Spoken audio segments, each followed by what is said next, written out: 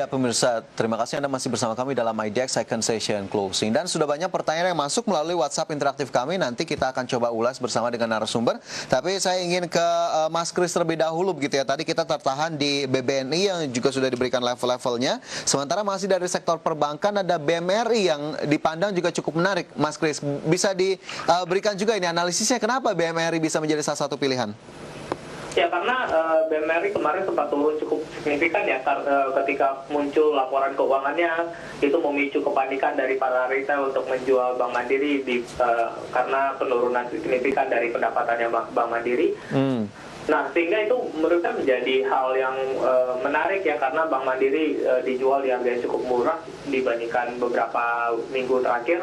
Jadi mungkin bisa jadi area entry untuk Bank Mandiri. Oke, bisa menjadi area entry di Bank Mandiri di level saat ini kah? Ya, mungkin bisa entry dari area 6.300 sampai 6.500 masih cukup menarik untuk Bank Mandiri.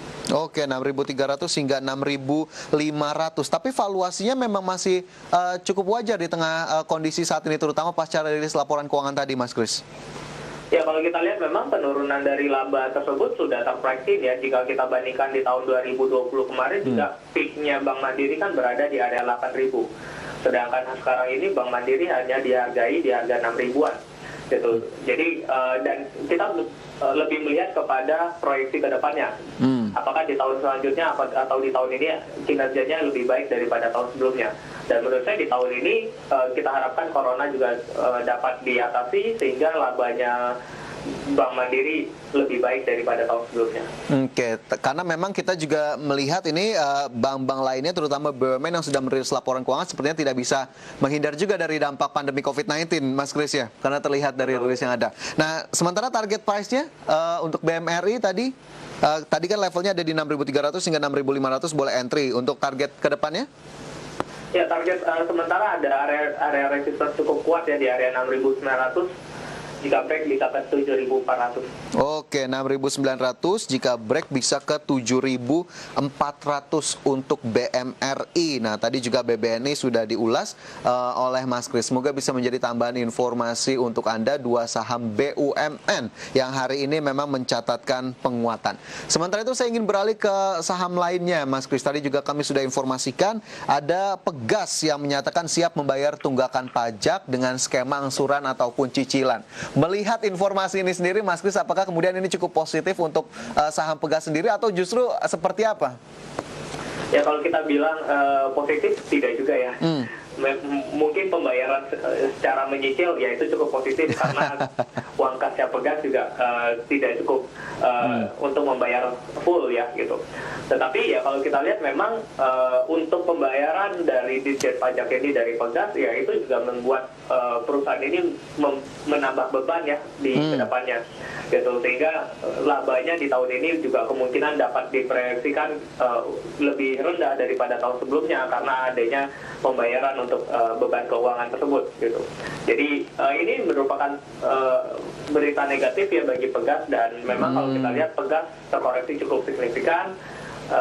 Sekarang ini berada pada area support kuatnya di area 1350. Selama di atas 1350 mungkin bisa prefer hold terlebih dahulu. Oke, bisa prefer hold terlebih dahulu jika di atas 1350. Hari ini Pegas naik 1,02% ke level 1485. Tapi ini berarti informasi tadi juga mengkonfirmasi polemik yang terjadi kemarin begitu ya, Mas Kris? Betul. Oke, jadi itu reviewnya untuk Pegas. Kemudian tadi level yang bisa dicermati di 1350. Karena ini juga tadi ada yang bertanya juga ini, Mas Kris, entry levelnya di berapa? Nah, jika memang entry level yang ditanyakan berarti harus nunggu di level berapa ini, Mas? Sebisa mungkin di dekat area 1440 ya. Ini ada support kecil di 1440 di hari Selasa dan hari Rabu ini tempat menyentuh di 1440 dan kembali naik ke atas gitu. Jadi mungkin area 1440 bisa jadi area entry sementara. Oke, area entry sementara di 1440 untuk yang memperhatikan saham Pegas. Begitu tadi juga ada yang bertanya dari Septiana di Depok. Bagaimana kemudian entry level untuk Pegas? Semoga bisa menjawab pertanyaan dari Anda. Dan ini saya sambung saja langsung ke pertanyaan dari Septiana karena dua saham yang ditanyakan, Mas Kris, selain Pegas ada Mayora. Bagaimana kemudian entry level untuk saham ini? Jangka waktunya sepertinya sangat pendek sekali di Februari saja.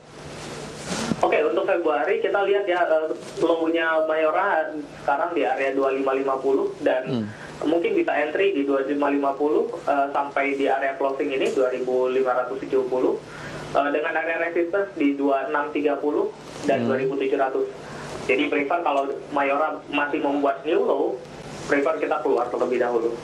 Oke, keluar terlebih dahulu jika masih membuat new low. Sementara level-level yang dicermati tadi, Septiana bisa dicatat juga dan tentunya tetap kita kembalikan keputusan investasi kepada Anda. Itu tadi untuk Pegas dan juga Mayora. Sementara itu sebelum kita bahas lebih jauh terkait pertanyaan-pertanyaan dari pemirsa, Mas Kris, ini ada sejumlah saham yang sudah masuk dalam saham pilihan ataupun rekomendasi begitu ya.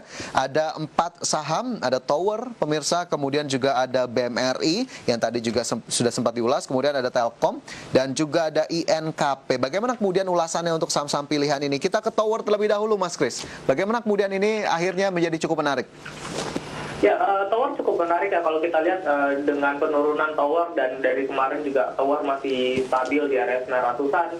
Bisa ISG turun, Tower masih bertahan ya di area 900-an, tidak membuat new low. Ini menurut saya masih cukup baik. Bahkan hari ini Tower ditutup di atas resistance kemarin ya 1020.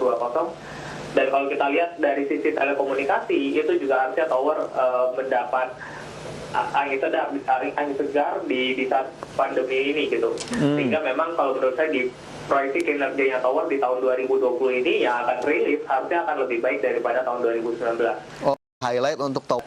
Panjangnya mediumnya di 1200.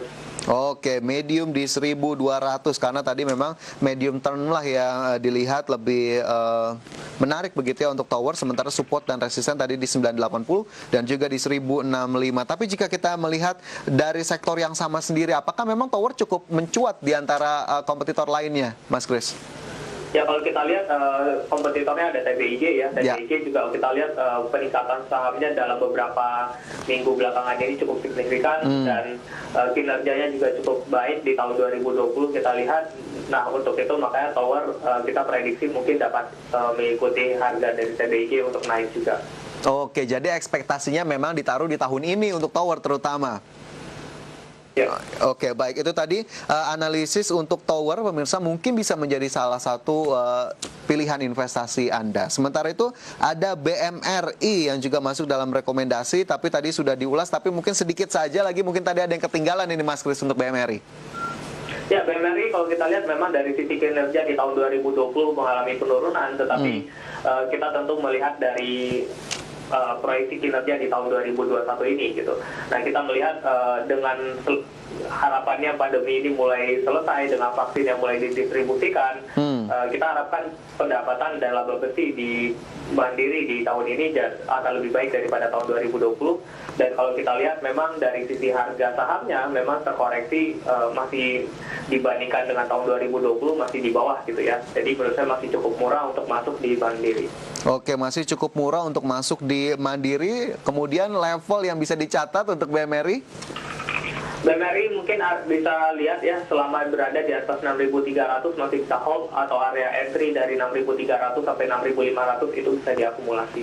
Oke, bisa diakumulasi di level-level tadi yang bisa dicermati juga pemirsa untuk BMRI mewakili sektor perbankan. Sementara saham ketiga yang masuk dalam rekomendasi atau pilihan dari sektor telekomunikasi ada TLKM. Mas Kris, boleh Telkom dibagikan bagaimana ini? Ya, Telkom dengan adanya isu bahwa Mitratel akan IPO di tahun ini tentu harusnya dapat menjadi efek positif bagi kinerja keuangannya Telkom ya ke depannya. Dan kita lihat juga Telkom dibandingkan dengan LG45 lain, Telkom cenderung cukup lagging ya, ketinggalan dibandingkan dengan saham LG45 lain. Sehingga menurut saya area Telkom di area 3.000-an di bawah 3.300 ini sampai ke area 3.000 ini masih cukup menarik untuk diakumulasi.